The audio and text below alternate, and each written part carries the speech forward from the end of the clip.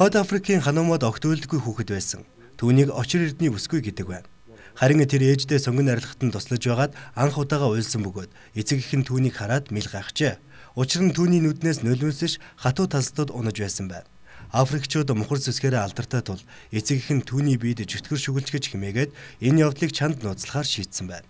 Ингээд ханумын эцэг эх алт мөнгөний дархан тул тэдгээр талстуудыг судлахаар шийдсэн байна.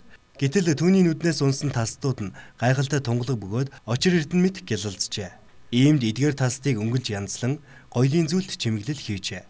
Нэгэн үйлчлүүлэгчид энэ талст хачин санагдаад шинжилгээнд өгөхөд органик гаралтай алмаз гэсэн хариу гарсан байна.